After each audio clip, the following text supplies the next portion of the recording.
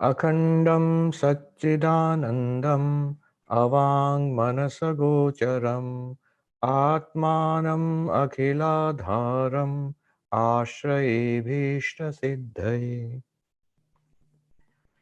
So we are studying the Vedantasara of Sadananda. By the way, somebody remarked that he has another copy of he has another book called the Vedantasara by Ramanujacharya, and that's right. So Ramanujacharya, the great master of Advaita Vedanta, he also wrote a book called Vedantasara. But that Vedantasara is a presentation of Advaita philosophy, and that's an entirely different book. This is an introduction to Advaita philosophy, but confusingly both are called Vedantasara. Now, we were studying the four preliminaries. The four preliminaries are adhikari, the qualified student, vishaya, the subject matter, sambandha, relation of the text to the subject matter, and then prayojana, the purpose or the benefit of this study. So we have already seen the qualifications for the person who's going to read this text. So a spiritual seeker who has the fourfold qualifications, sadhana chatushtaya sampanna pramata adhikari. That I'm just taking the last phrase from that text which we read. The knower or the seeker after knowledge who has the fourfold qualification is qualified for this text.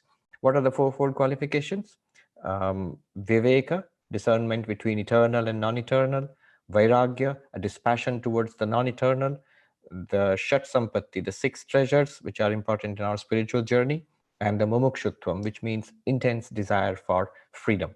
So the one with these four qualities, fourfold qualities, which are actually 9 because 6 have been packed into the number 3, the 6 treasures. So the one with these qualities or with a sufficient amount of excellence in these qualities will benefit fully from this text. That does not mean that now we have to stop studying and go back to perfecting our Viveka and Vairagya and all of those 6 treasures, and then I'll come back to the text 20 years later. No, we have to go along with all of these.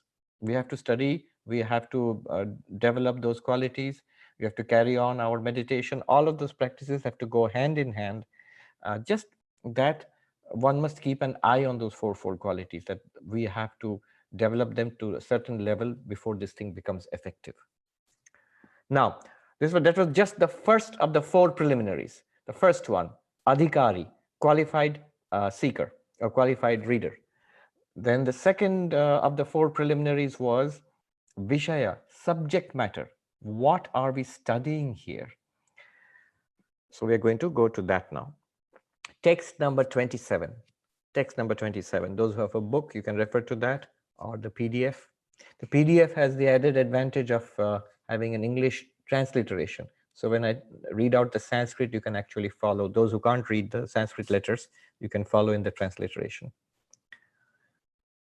Vishayaha Jiva Brahma Aikyam Shuddha Chaitanyam Prameyam Tatra Eva Vedantanam Tatparyat. So this is the subject matter. What is the subject matter? It is the identity of the individual self and Brahman, which is of the nature of pure intelligence and is to be realized, for such is the purport of the Vedanta texts. So, all right, what is this text all about? And by extension, what is Vedanta all about? Because this is an introduction to Vedanta. So the subject of this book is also the subject matter for all of Vedanta. So what is this about? Jiva Brahma Aikyam, the oneness of Jiva and Brahman. Now, both of these terms are important. They'll all become very clear later on. Everything will be defined, but still, Jiva means a sentient being like us. So all human beings, all living beings are Jivas. Specifically, pure consciousness, limited by ignorance and in association with a particular subtle body, is called a jiva, and usually it is inhabiting a physical body also. So right now we have physical bodies, we have subtle bodies, we also have causal bodies, and all of these things will be explained and shown to us in great detail in the texts ahead. So Jiva is basically a sentient being, just like us, individual beings. And we, for example, we are the Jivas who are seeking liberation, enlightenment, realization, and that's why we have come to Vedanta. What is Brahma? Brahman, literally the word means the vast. The Sanskrit etymology means that which expands. Brahma is, the etymological meaning is the one which expands without limit. Literally, vast, infinite. Specifically in Vedanta, it refers to the ultimate reality of the universe. Even more specifically, in this context, it refers to that reality of the universe from which this entire universe has come, in which it is sustained, and into which it shall dissolve at the end of a cycle, only to be resurrected again and again and again. So the whole universe comes from this Brahman, exists in Brahman, disappears back into Brahman. So this Brahman, which is talked about here, is technically the god of religion.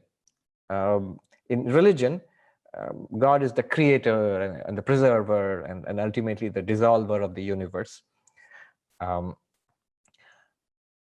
And Brahman is also used in the sense of the ultimate reality, which has no reference to the universe or to our individual existence, what is called Nirguna Brahman. In Vedanta, so Brahman refers to two kinds of, there are two kinds of references to Brahman. I'm not saying two kinds of entities, it's the same entity, but one is Nirguna Brahman, the ultimate reality, and one is Saguna Brahman, Brahman with qualities or Brahman with characteristics, which is God, God of religion.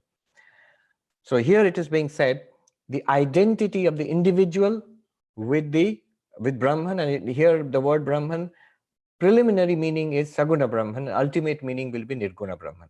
So the identity of Jiva and Brahman is the subject matter of the of Vedantasara, and it's subject matter of Vedanta itself, of this book and of all of Vedanta. So what is the subject matter of Vedanta? Your identity with Brahman. And this is expressed in the so-called great statements, Mahavakyas, found in the different Upanishads.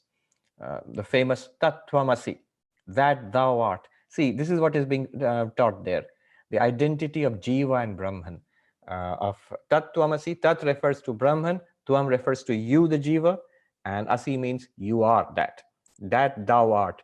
Identity of Jiva and Brahman. Or look at Aham Brahmasmi. I am Brahman from the Brihadaranyaka Upanishad. Tattvamasi is from Chandogya Upanishad. Aham Brahmasmi is from Brihadaranyaka Upanishad. I am Brahman. I refers to I, the Jiva. Brahma refers to Brahman, of course. I am Brahman. Again, identity, the oneness of Jiva and Brahman. Or Prajnanam Brahma, the consciousness that we feel now, the awareness, the sentience we feel right now. That is Brahman. Again, you see, identity of your identity with Brahman is being mentioned here. Or Ayam Atma Brahma from the Mandukya Upanishad. This very self is Brahman. Again, the identity of Jiva and Brahman. So, these Mahavakyas, great sentences, they express the whole teaching of Vedanta in one sentence. And what is the whole teaching of Vedanta? It's so simple and direct. The identity of Jiva and Brahman. The identity of the individual and the cosmic. So this is the whole of Vedanta, the essence of Vedantic teaching. Now, oneness, Aikyam means oneness. What kind of oneness? Just a little bit of thinking about it. Let's just dwell on this. Is it like, the classical example they'll give us is maybe like a red lotus, maybe. I mean, actually, the text talk about Neelaghata, blue pot, but that's a weird example. A red lotus, maybe. So the red and the lotus are one and the same thing, because that red is the color of that lotus. They are not two different things. The red and the lotus are the same thing. The red is the color and the lotus is the flower. They are the same thing, means they exist inseparably. The lotus does not exist without a color, and the red does not float in the air. They exist together. Is that the kind of oneness that is being meant here? No, no. It's not like a substance and its property. Lotus is a substance and its property is like the red color. So they are one, but not that kind of oneness. Or is it a kind of oneness like when two things are mixed, like milk and water? So is it like that? But no, that's not really oneness, because milk existed without the water, water existed without the milk, they've been mixed together and they can be separated again. That's not the kind of oneness that is being meant. Then what kind of oneness is meant here? Absolute oneness, identity is meant here. When it is said Jiva and Brahman are the same thing, or oneness of Jiva and Brahman, oneness of Brahman and the sentient being, us, it means Jiva is Brahman and Brahman is Jiva. It's a very radical oneness. You, the Jiva, the sentient being, actually, really, though it does not seem like that, really, you are nothing other than the ultimate reality of the universe. You are nothing other than Brahman. And Brahman, God of this universe, is actually nothing other than you. That kind of identity is meant. That's really bewildering, because at first sight, it does not seem so. It seems very different. Even if we did believe in a God of the universe, the idea that we have about God is that it is omnipotent, omniscient, it's creator of the universe. I am nothing like that. It is one. There are so many of us, billions of us. It is immortal. We are subject to birth and death. It is all powerful. We are so weak. All knowing, we know so little. So it's so different. If there is such a God, you're saying I'm one with that, but we're so different. How can we be one with that? Therefore, it says, Shuddha Chaitanyam, pure consciousness. So you see the words, Jiva Brahmaikyam, the identity. Now we know what kind of oneness? Identity. They're identical, Jiva and Brahman. Identical to what? Pure consciousness, Shuddha Chaitanyam. What does this mean? The differences between you and Brahman are only apparent. They are not ultimately real. What you are actually is pure consciousness. What Brahman, the God of the universe, this all-powerful entity which we don't know directly, which we believe in, is also actually pure consciousness. And our limitation, our smallness, our little knowingness, our non-eternalness, being born and dying, our changefulness, all of these are superimposed qualities, appearances. They are not real. Similarly, God's all-powerful nature, all-beneficent nature, loving nature, that's also relative, not ultimately real. Ultimately, there's only one reality, which is pure consciousness, Shuddha Chaitanyam. It's like saying, when you're in a movie hall, you see a movie, and if somebody says, look, actually, really speaking, there's only the screen, and the movies are just appearances in the screen. So what follows? In that case, the hero is the villain. In what sense? Not in the sense of the movie or the plot of the movie, in the sense that that hero, wherever he is there in the movie, and the villain, whenever he's there in the movie, they're actually appearances. They're nothing but the screen and the play of light and all that in the screen. The hero is the screen, and the villain is the screen. And as screen, they are one. No matter how different they appear. You could say the tragedy and the comedy are one, because the tragedy ultimately is not a tragedy, it's a movie playing on a screen. The comedy is ultimately not a comedy, it's a movie playing on a screen. So on a fictional level, they're different, but ultimately is nothing other than the screen which is appearing in all these different ways. Here also, ultimately, there is this pure consciousness, Shuddha Chaitanyam, which is appearing as God and God's universe, and also us individual sentient beings. You are really pure consciousness, and God is really pure consciousness, and therefore you are identical, not different pure consciousness, not different pure consciousnesses. There's only one pure consciousness, and which is appearing as you and God. All right. So this is what is behind the whole Brahman is real and the world is false. Notice here, Brahman has been used in two ways here.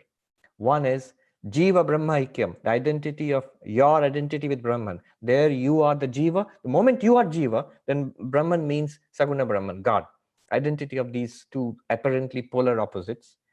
And Shuddha Chaitanyam, pure consciousness, that's also Brahman, but then it refers to Nirguna Brahman, the absolute. So at the level of the absolute, no differentiation. At the level of the universe, tremendous differentiation. But what Advaita is saying, they are one and the same thing. Okay. Now, the next word is interesting. It says, Shuddha Chaitanyam Prameyam. This is what is to be known. That Shuddha Chaitanyam, pure consciousness, is the thing to be known or realized. Prameyam means to be known, literally. Pramata, the knower. Prameyam, thing to be known.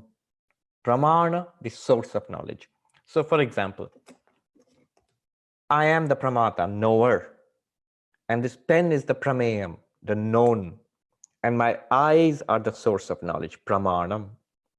So I, the knower, Pramata, using a source of knowledge, Pramanam. What kind of source of knowledge is this? Perception, Pratyaksha. Using perception, visual perception, Chakshusha Pratyaksha. I have knowledge, Prama. Prama is another term. Knowledge of Prameyam, the object of knowledge, this.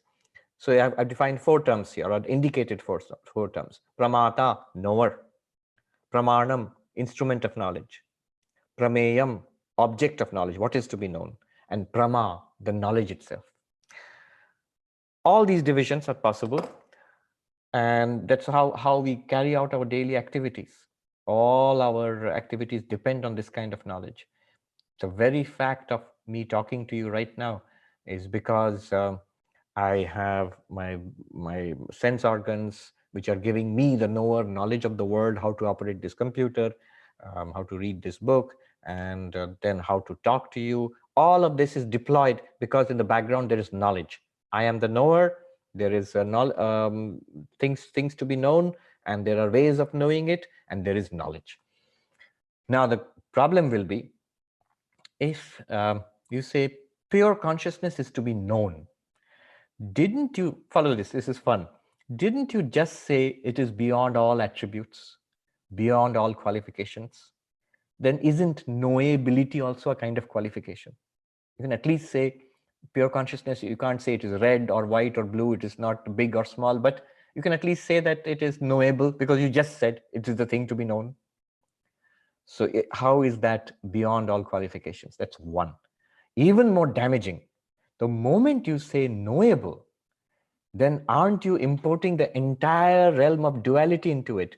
Knower, if it's knowable, pure consciousness is knowable, then there must be a knower. There must be a way of knowing it, pramadam, and there must be knowledge of that pure consciousness. So aren't you importing the whole spectrum of duality into what you are claiming to be non-dual? Ultimately, you will say this is a non-dual Brahman, non-dual absolute reality. But you're now saying it is knowable, which means all of this epistemology becomes effective there.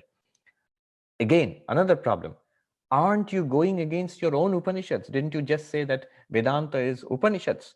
And don't the Upanishads say that the ultimate reality is beyond mind, beyond conceptions, beyond thought, beyond speech? If it is beyond speech, beyond language, then how can the Upanishads talk about Brahman? How can the Upanishads reveal Brahman? So all these questions will come up. So how the Upanishads talk about Brahman or reveal Brahman is it's very interesting. No, Brahman is not actually an object of knowledge. Even when you're saying Prameyam, so it's an object of knowledge for the Upanishads. Upanishads reveal Brahman, but not the way you would think. How the Upanishads circumvent this problem that the Brahman cannot be revealed by speech. Brahman, nothing that you can conceive of is actually Brahman. So if that is so, then how do the Upanishads reveal it? If it's beyond language and the Upanishads are language, how does language work around this problem of inexpressibility? How do you express the inexpressible? So I won't say that now. Courtesy of, I've talked about it a number of times. I think Advaita Vedanta and the paradox of language, I think there's a talk there. You can look at it. We'll see later on how it does that. The basic idea is it does not talk directly about Brahman. That's why it employs a variety of strategies. You see, why in the Upanishads, why do they revel in paradoxes? Why do they revel in these cute little stories like the 10th man story? Why do they use what is called a pointer? You know, the Chinese saying about the finger pointing at the moon. The finger is not the moon. It's pointing at something, and that you have to follow the finger and grasp it. The finger is useful, but it's not the point. What is it is pointing at the moon? That's what you're supposed to see. Similarly, Upanishads as language do not directly reveal Brahman, but they indirectly, by the use of paradox or implication or stories or contradictions, they will try to indicate. So they are basically pointers. Okay, so that's what I wanted to say. Prameyam. So it's only in that very special sense that Brahman is Prameyam. None of the panoply, the range of dualities is imported there. So when we say that pure consciousness is Prameyam, Prameyam means the thing to be known, does not mean that we are talking about a distinction of knower, thing to be known, an instrument of knowledge. No, there's no distinction, because you are the pure consciousness. It was just said that.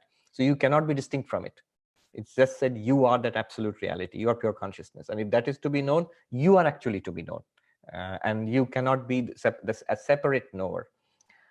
The Upanishads cannot be a source of knowledge in that sense. They can only indicate it. They cannot directly reveal it. Yeah. Now, so you have questions, hold on to that. Let me just go a little further. Is that all? Is that what Vedanta talks about? You are Brahman, that's it? All these books, all these ancient texts, and all the explanatory note, the texts down to this text itself, so much has been written. It all means I am Brahman, that's all. But if you look at the text, there are so many. There are stories, and there is poetry, and there are like arguments and philosophy. So many things are there. Why are you just saying the Upanishads teach you are Brahman? Because, very important point, Tatra eva Vedantanam tatparyat. Vedantanam, all the Vedantic sentences, it refers to the mass of Upanishadic literature. Vedantanam means Vedantic sentences, literally the Upanishadic literature. All of that, Tatparya means the purport, what it wants to say. All the Upanishads want to say that this is what they are all pointing towards. This is what they're all building up towards. All the stories, all the poetry and the arguments and whatever is described there in the Upanishads, everything ultimately, in Sanskrit there's a term vivaksha, desire to speak desire to say something. They desire to say this. Purport of the Vedanta text is Jiva Brahmaikyam, the identity of the sentient being with Brahman, which is pure consciousness. That's all they want to say ultimately. In that sense, Vedanta is very simple actually. Our real nature is pure consciousness, and that is what is to be realized. That's all that it's meant here. That's the takeaway from this. But look at how subtly they investigate. What is the nature of oneness? What kind of oneness are you talking about? And if it's pure consciousness, then how is it to be known? Because there's so many objections to the knowability of pure consciousness. Notice, if you say, okay, it is not to be known, in that case, it's unknown. In that case, all your Vedanta is not expressing pure consciousness. And why study it at all? Why did you just say the subject matter of Vedanta is pure consciousness? If that is the subject matter, if that's what is going to be taught, then how? And at the same time, the Vedanta itself says it cannot be taught. It cannot be the subject matter. So what is the way out of it? Kena Upanishad says, when a student goes to the teacher, teach me, what is that which is behind all my thoughts, which inspires my thoughts, my speech. Keneshitam patati preshitam mana, kena prana prathama prayiti yukta, keneshitam vacham imam vadanti, chakshushrotram kaudeva yunakti. That's the first verse, mantra of the Kena Upanishad, which it says, what is that one shining reality behind all my thoughts, my speech, my seeing, my hearing? So all my conscious activities, behind all of it is what? That is basically the question of, the hard problem of consciousness, which we are talking about today, what David Chalmers is speaking about. 5,000 years ago, they asked that this is the crucial question to ask. What is that one thing behind everything? And the answer is also remarkable. It is Shrotrasya Shrota Manaso Manoyat Vachoha Vacha Sau Pranasya Prana. It says it is the, you want to know what is behind your hearing, it is the hearing of the hearing. You want to know what is behind your seeing, it's the seeing of the seeing, eye of the eye. But behind your thinking, at that time, I think the student would say, let me guess, it must be the mind of the mind. Yes, behind your speech, it's the speech of the speech. Why put it in that kind of paradoxical language? The reason is, you're talking about consciousness, so why don't you just say it's consciousness or pure consciousness, whatever it is? The reason is, the moment you give a name, consciousness, Brahman, Atman, our immediate thing is to objectify it. There is a thing called Atman, Brahman, whereas I am myself that, and then go out searching for it. So in order to stop that tendency, in order to make us look within ourselves into our conscious experience, it brings our attention back to our conscious experience. Seeing, hearing, smelling, tasting, touching, it's right there, what you're asking for, in all of these things. Great.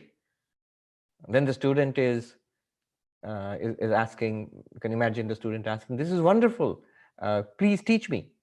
And then the teacher says, na vidmo na vijanimo yatheitad anushishyad. We don't know how it can be taught. We don't know it ourselves, and we don't know how it can be taught. So at this point, the student might be, then why did I come to you? Let me leave.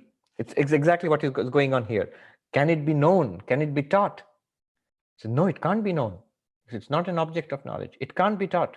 It's not something that can be said by any text or even thought of by any mind. Then the teacher says, wait, there is a way.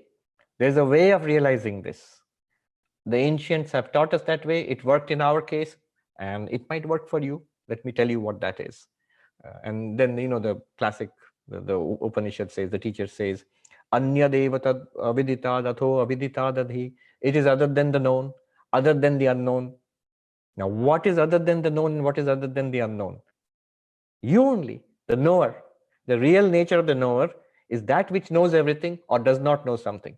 All objects are known or unknown. All, the entire superset of objects is either known or unknown. There's only one thing apart from all of this, the subject, the knower, the real nature of the knower. Anyway, all this is to explain what is going on here, that pure consciousness is being pointed towards. Now, next. And all of that is the purport of the entire Vedanta. And this is just said so simply here. If you go to the Brahma Sutras, there are sutra after sutra in the Brahma Sutras and long commentaries by Shankaracharya, who has to show in detail how this Upanishadic text or that Upanishadic text, how does it ultimately point to that thou art, the identity of Jiva and Brahman. They don't seem to be connected. They seem to be saying something different. So he has to stitch together. He has to synthesize all of Vedanta, all these texts, and show that they all mean one thing. Then number 28. I'll do this and the next one and then take questions. 28 is the Sambandha. Sambandha means relation. 4 preliminaries, we have already done 2. This is what we just did was Vishaya, subject matter. You might be thinking, what was the first one? Adhikari, the qualified student. Adhikari, qualified student. Vishaya, subject matter. And now the third one, Sambandha, relation. Relation between what? And how is this a preliminary? Sambandhastu tad aikya prameyasya tat pratipadako upanishad pramanasya cha bodhya bodhaka bhavaha. The connection or the relation between that identity which is to be realized and the evidence of the Upanishads that establishes it as between a thing to be known and that which tells of it. What does it mean? So this book or the texts called the Upanishad, what relation do they have to this realization which is the ultimate purpose? The realization of what? Of oneness or identity, Jiva Brahman. What kind of identity is it? The radical oneness, the identity that you are pure consciousness, Brahman is pure consciousness. That is to be realized. That realization, that ultimate enlightenment, and this book, how are they related? We must know. then only we can use the book properly to get to that point. So the purpose of the book is not to read the book. Purpose of the book is to read the book so that we ultimately get that realization. And the purpose of the book is not, that's not the end of it. So what is the relationship? Simple. Bodhya bodhaka, thing to be understood and thing which makes you understand it. Bodhya, you have to realize that I am Brahman, and this is the one which helps you to realize that which makes you realize that which tells you. Literally, it's the one which tells of it. It tells that. It gives you information. You might ask, doesn't every book do that? No, books are of different kinds. A nice detective novel, that doesn't tell you anything. It entertains you. That's the purpose. Your purpose is entertainment. Book entertains you. A nice coffee table book of art. So it can it gives you an aesthetic enjoyment. So that's the purpose of the book. Why I said coffee table book is this laptop, I have put it on 2 books which are big and heavy books. They are books of Buddhist art of Kashmir, and it's published by the Rubin Museum. I gave 2 talks there, and both times they gave me the same book as a present. And so the purpose of the book is aesthetic enjoyment, but right now it is serving a different purpose as a support for the laptop. Now, so the books can have different purposes or different uses. More technically, more specifically, why are they saying it? This is an important point here. Upanishads are part of the Vedas, and the Vedas have broadly 2 distinctions, 2 distinct parts. One is called Karma Kanda, the ritualistic portion. The other one is called Jnana Kanda, the knowledge portion. And the Upanishads belong to the knowledge portion. Vedanta is the knowledge portion of the Vedas. It is very different from the ritualistic portion, the karma portion of the Vedas, which is full of different kinds of rituals you perform, to go to heaven or to win a kingdom or to make rainfall or whatever. Now, the 2 kinds of texts are very different. Those ritualistic texts, what kind of texts are they? What is the relationship of the text to the ritual? It tells you to perform the ritual. It shows you how to perform the ritual. It is not informative. It makes you do something. It inspires you to action. Whereas the Upanishads don't inspire you to action. In fact, the Upanishads are telling you something about yourself. They are pointing out something very important about yourself, that you are pure consciousness. This is being shown by the Upanishads. They are not telling you to do this or do that.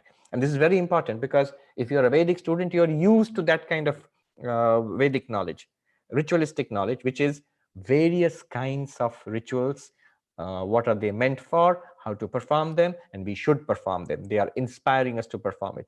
So when you come to the Upanishads, one might be excused if one makes the mistake. This is also telling us, what should we do now? If you're still waiting for that, with all of the Vedas that I've read earlier, they've told me clearly what is to be done. Now, what is the Upanishad? You are Brahman. Okay, what do I do now? Nothing. It's not supposed to be like that. It's supposed to be telling you something you have to realize for yourself. And that's the whole purpose.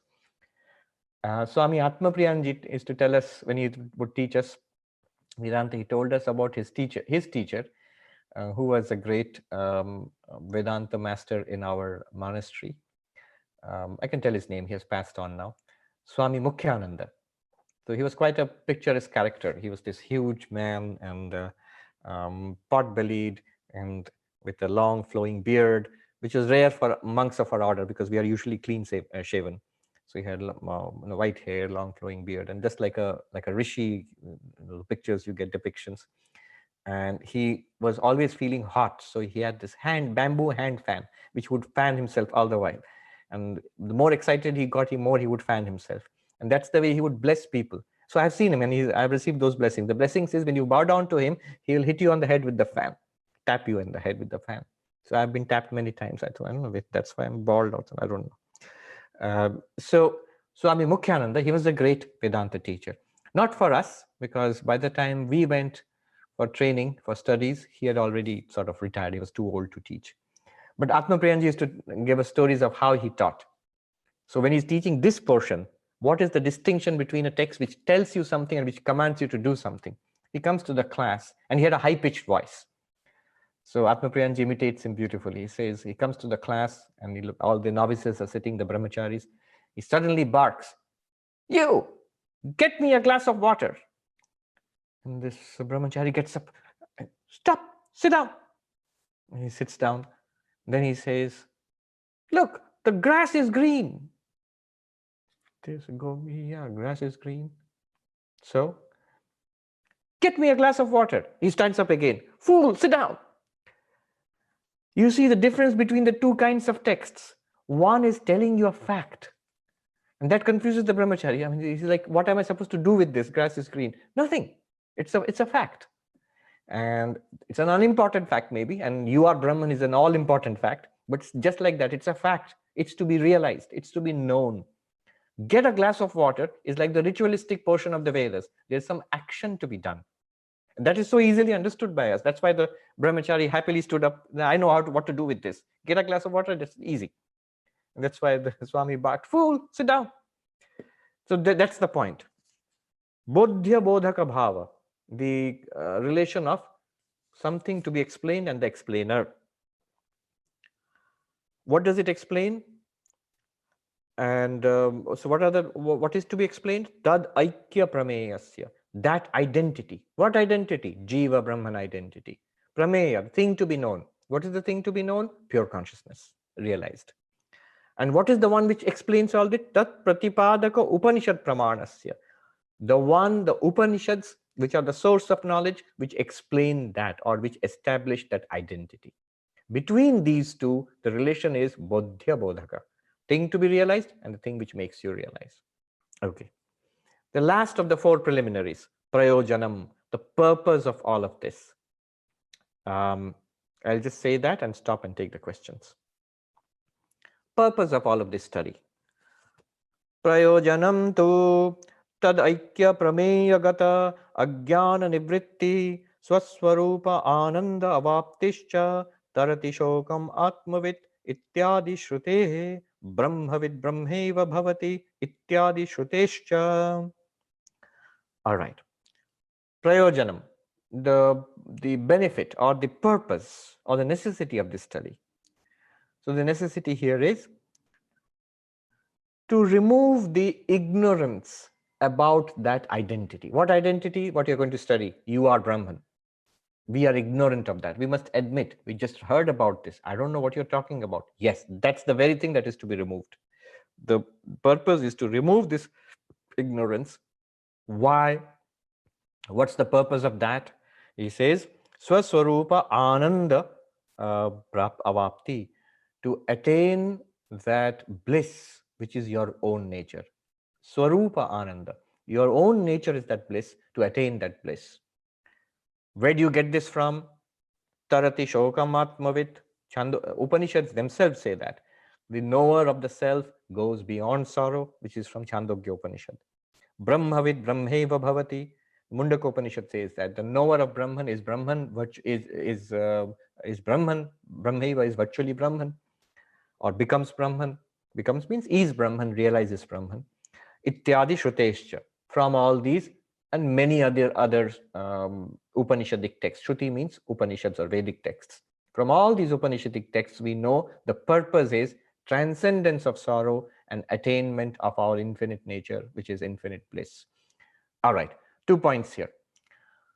The way it is normally put, what is the purpose of Vedanta or all of spiritual life in Indian traditions? In all Indian traditions except the materialists, whether all schools of Hinduism, Nyaya, Vaisheshika, Sankhya, Yoga, Vedanta, Mimamsa, or Buddhism, all the schools of Buddhism, all the schools of Jainism and Sikhism, the ultimate purpose is freedom, moksha. Freedom from what? From samsara. What is samsara? This cycle of birth and death. Janma mrityu chakra. This cycle of birth and death. We are born here, but we were there earlier. That's what all the schools of Indian philosophy believe in. And we will continue to exist. This body goes, the jiva, the sentient being, goes on to other bodies and other lives. And freedom from this cycle, this is inherently unsatisfying, full of suffering and misery. So once you have had your fill of this, you would like to get out of this. That impulse brings you to this Vedanta. So the purpose is freedom from samsara. Moksha means literally means freedom, being set free. What is the nature of this samsara? Birth and death, the cycle, endless cycle of birth and death, which is of the nature of misery. Now one might say, I don't really believe in that cycle of birth and death. Maybe, especially in this country, in the West, in the Abrahamic traditions, we have only one life. Where is the proof of other lives? And where is even the proof that I shall exist afterwards? So what's the point of all this? You're setting me free from a problem which I didn't have. I don't have it. That story of the snake oil salesman who was arrested by the police, in the sheriff in the Wild West, and brought before the judge. And he was charged with giving real remedies for imaginary diseases and imaginary remedies for real diseases. So is it like that? Is it an imaginary disease, birth and death? I don't know about it. Therefore, the actual purpose of Vedanta is put in another way. Forget all talk about many lives and freedom from the cycle of samsara. This life, consider this life. Freedom from suffering. The Upanishad does not even talk about many lives. It just says crosses over suffering. Tarati shokam. Shokam, suffering. Tarati, transcends, crosses over. Overcoming suffering and attainment of true lasting happiness. Ananda. So it is put in this way. Dukkha nivritti, cessation or transcendence of suffering. Ananda vapti or ananda prapti, attainment of bliss or like true lasting fulfillment. Let's put it this way, deep fulfillment. Now, who can argue with that? You can't argue. Everybody wants that. In all our pursuits of life, basically that's what we want. And Vedanta promises it in its utmost form. You tried everything. You tried toys and relationships and money and fame and learning, going to heaven. All of that you have tried. Power. None of that has given you have not been able to overcome suffering. You have not been able to attain lasting bliss. Here is something that promises that kind of transcendence of suffering and attainment of actual fulfillment. That is the purpose. And he gives supporting evidence from 2 Upanishads and says there are many such Upanishadic statements which say you will attain infinite bliss and you will overcome suffering forever. That is the purpose. And so that brings to the close the 4 preliminaries. We haven't started the text yet, just the preliminaries for the text. So the 4 preliminaries: adhikari, qualified student; vishaya, subject matter; sambandha, relation between the book and the subject matter; and the prayojana, the purpose of this study. Good. Let's take up Shashank. Can you tell us who's going to ask questions? Yes, Dimitri. Good evening, Swamiji.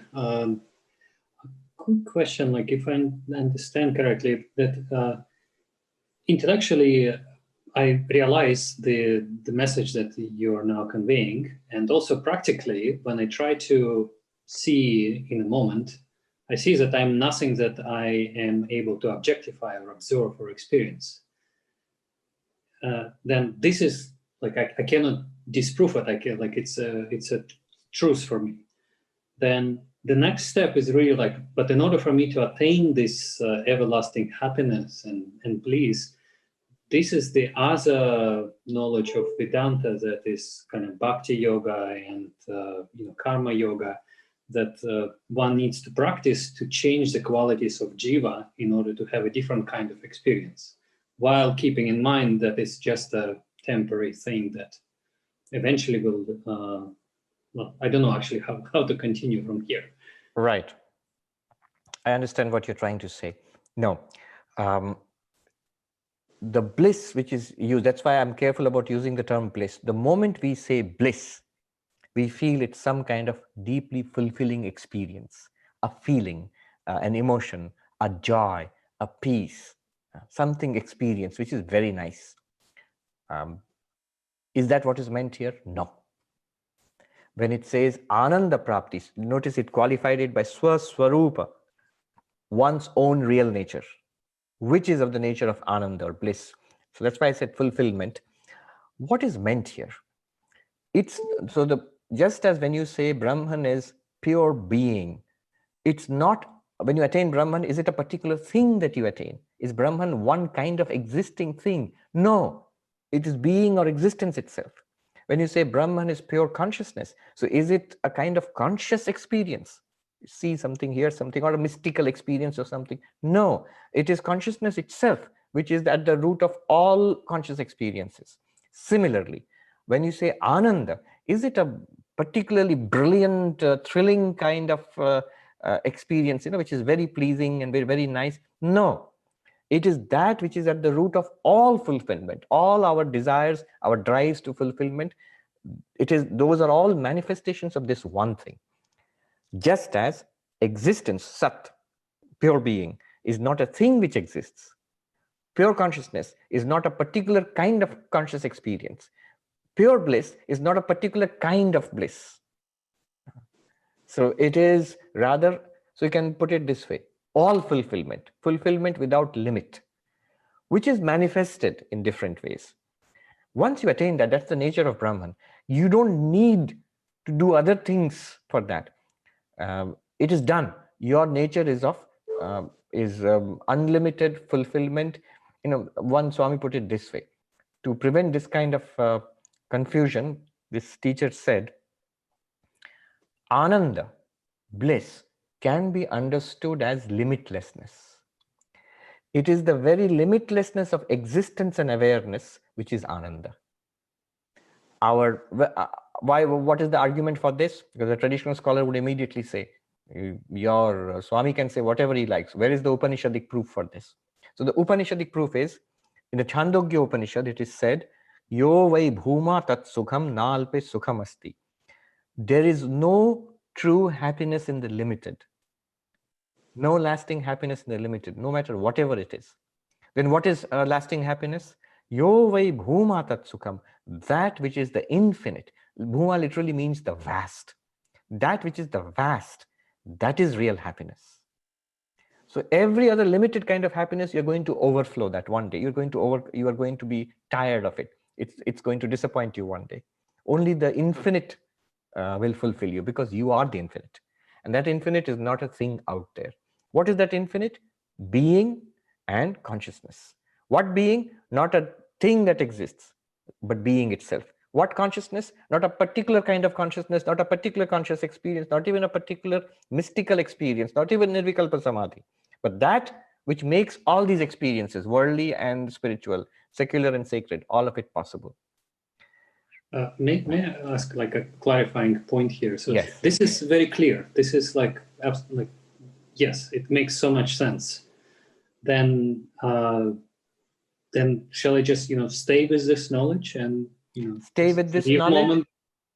And what really trips us over is back to that fourfold qualification, because we don't really have it, and our minds are clouded by past conditioning. It's still instinctively reaching out to find fulfillment in the world outside.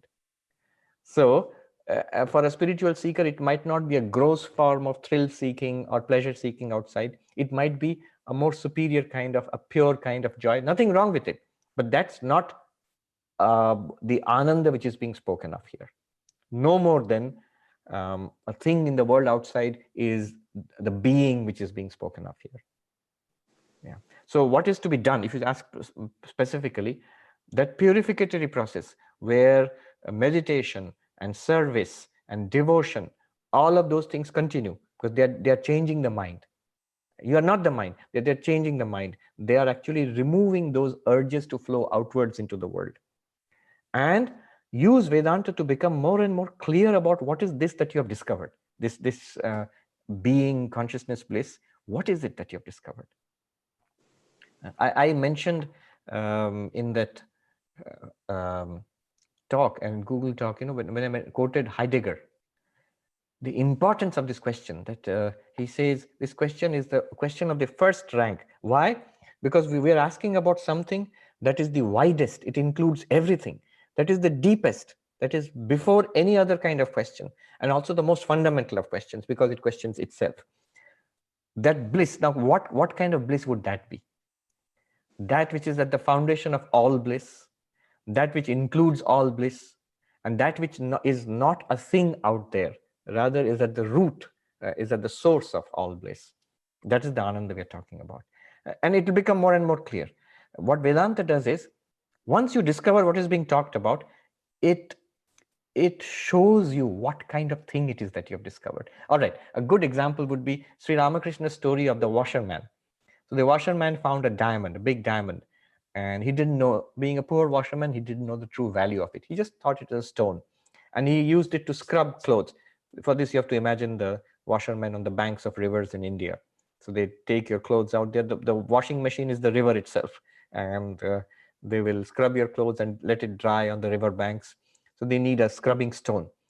He thought this diamond is like a nice, peculiar scrubbing stone. He used to scrub clothes with it. Then he took it to his friend, the vegetable seller, and asked him, "This is something special, it looks like. Do you know what this is?" And the vegetable seller thought, "This is a pretty stone. Well, I'll give you 10 rupees for it." And luckily, the washerman didn't sell it for 10 rupees. He went from one person to another, went ultimately to the diamond merchant, who said, "This is the most magnificent diamond I've ever seen. I'll give you 1,000,000 rupees for it."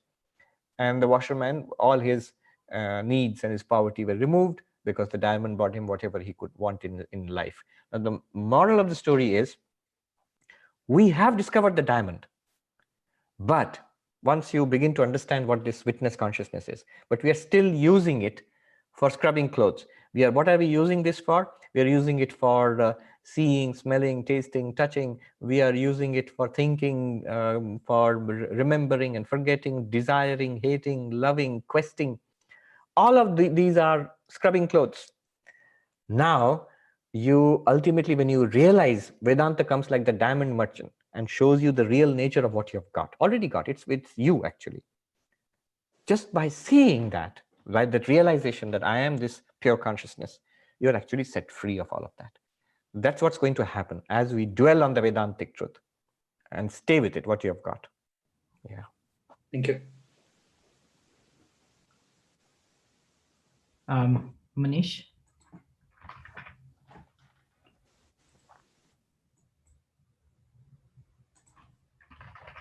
Manish, you have to unmute. Swamiji, namaste. Namaste. Swamiji, I heard your talk when you spoke to the Houston community, Houston group on that weekend, the long weekend. And there was this woman who asked a very simple but a brilliant question. And her question was, if truth is one, why there is so much, different views with respect to what the ultimate truth is?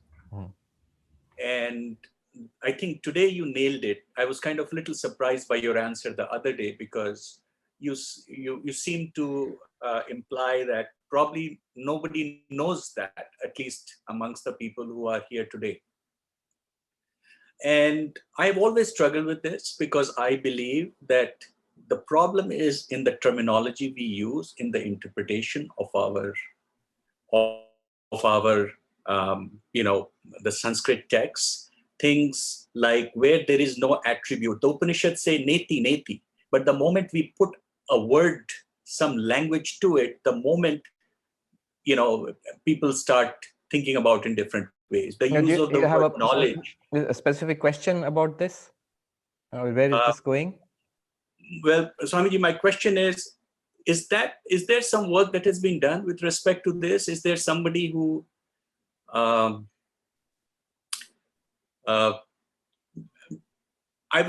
just talking from a critical inquiry standpoint, whether neti neti, is there a linguistic issue here? A linguistic issue, you have to be more, linguistic issue in what sense? The neti neti is the denial of everything, and what remains is what we call consciousness. But what if we don't put a word to that, and we just say, when you go through the process of meditation, the external world, the gross world dissolves. The subtle world, which is basically your mind and body, dissolves. Then, when things are dissolving, there is a natural filling up of this universal ineffable love. And if the truth is without attributes, that means there is something about even that quality of universal ineffable love, which needs the support of an impure mind. When the impurities go away, that itself dissolves.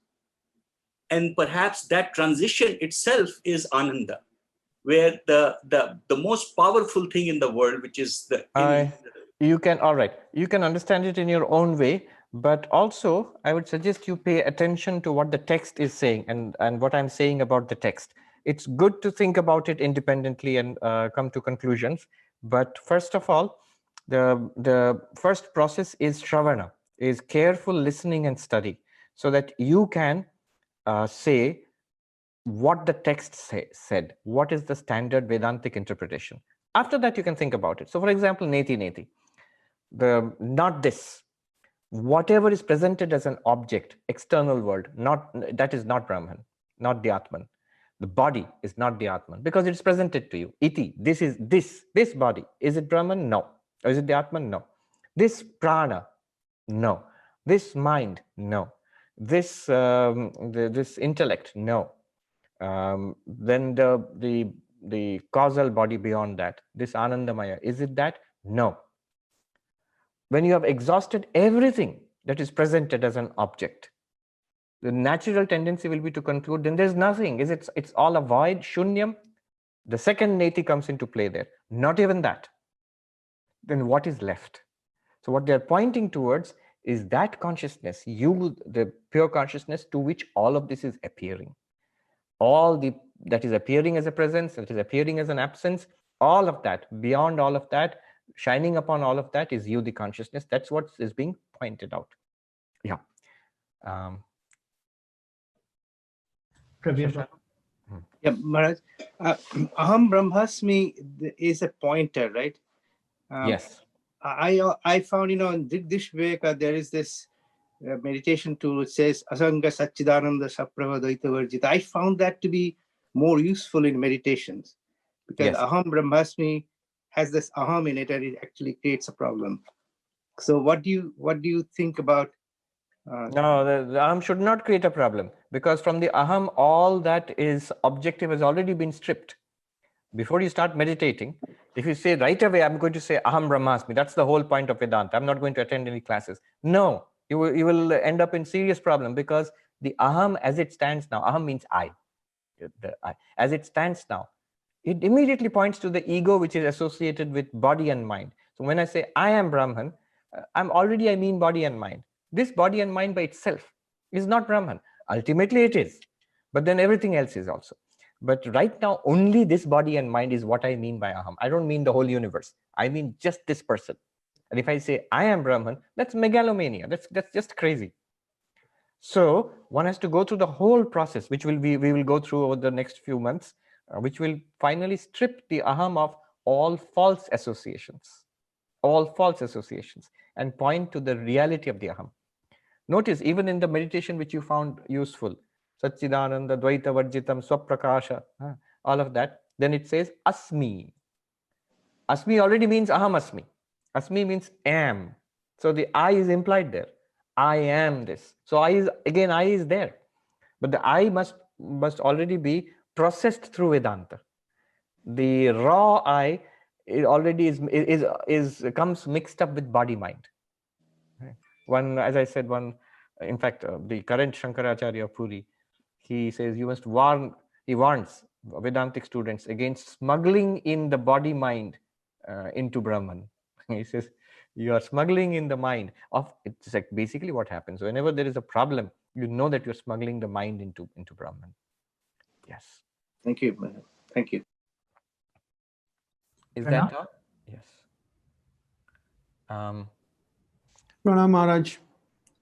So verse 27, Brahman Okay, is not verse. These are all, you can just call them texts, because verse means shloka. Some of them are shlokas, but 27, for example, is just a text.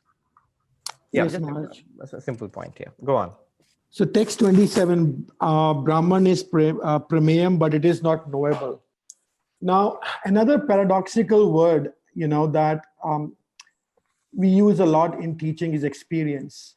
right? And you could argue that they are interchangeable in that sense. But personally, for me, more than Triputi, the word experience that you use, in teaching sort of conveys a little bit more better meaning. Sri Shankaracharya says in Advaita Vedanta, everything that we have in this phenomenal world, every experience we have is unreal. But when we were studying Mandukya, right, you went again and again, like, look at your experience, waking, sleeping, dreaming, look at your experience. When I think about the word experience and then try to understand what Sri Shankaracharya says about every experience and being unreal, it feels like, in my mind, I'm going in circles and circles, real, unreal. All right, real, Pranav, unreal. stop there. Let me just, you have used a few terms. Let me define them and see whether it answers the question you're leading towards. Very precise definitions. What is experience? Consciousness plus an object is experience. Chaitanya plus Vishaya is experience. It's only when consciousness shines upon an object that we get experience. Now, usually our experience has these three components. The experiencer, the experienced object, and the instrument of experience. So just what I said, knower, the knowable object, and the instrument of knowledge, pramana, prameya, pramata. This is the triputi. What is Brahman? Consciousness itself. When you eliminate the object from experience, you're left with consciousness. Consciousness plus object is experience. Experience minus object is consciousness itself.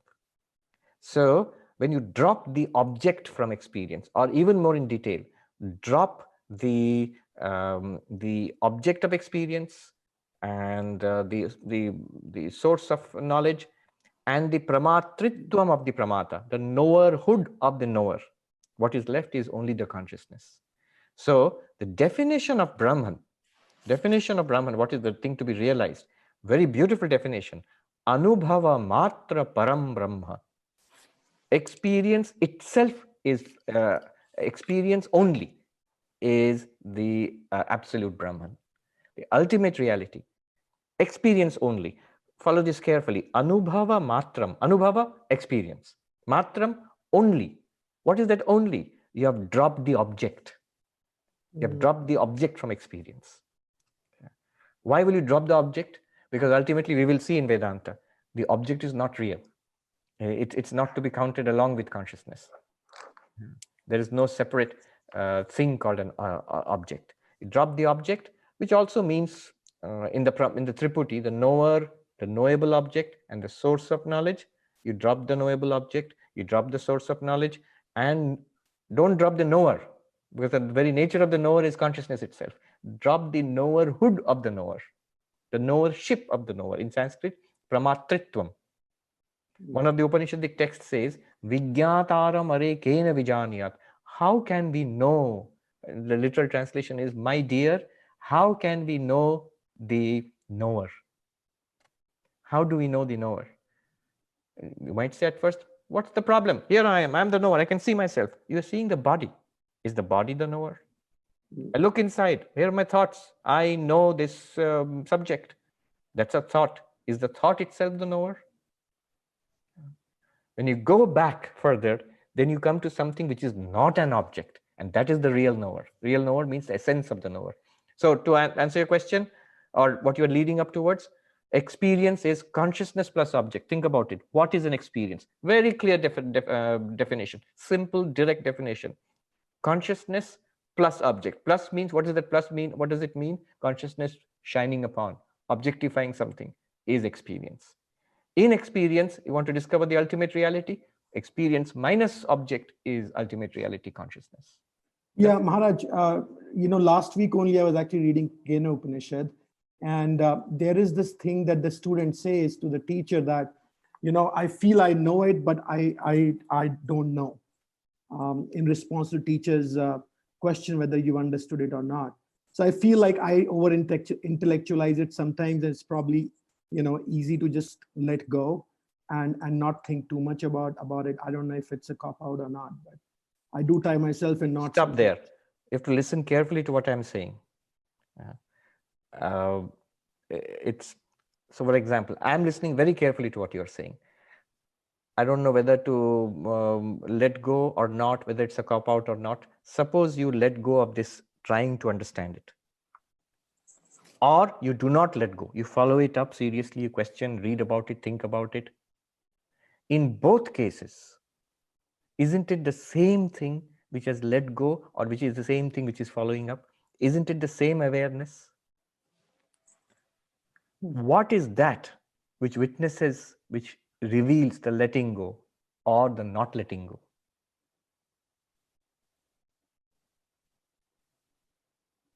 Yeah. In my mind, it's empirical awareness, but it's even beyond that. It's the pure The subject. one which is, says, in my mind. To whom does that mind appear? To the jiva, not like No, not even the answers. All of this is appearing to what? to the Chud Chaitanya. But don't give a name to it. If you know what it is appearing to, suppose you follow it up and try to get an understanding. You, the one who followed it up, that one. Suppose you do not follow it up. Isn't it the same one who did not follow it up? What is that one? Then what is the difference between the two? The difference is at the level of the mind. One mind intellectualized it, struggled with it. Another mind just kept quiet. But the awareness behind both minds is the same. That awareness is being spoken about. And you cannot objectify it. Note that it gives you an uneasy feeling when you try to think about it. It's behind every thought, illumining every thought. Stay with it. Stay with it. Thank you. Let me just quickly. All right, you can stop here. Let me just quickly go through the comments in the chat section, and we'll see if there's anything I can need to respond to.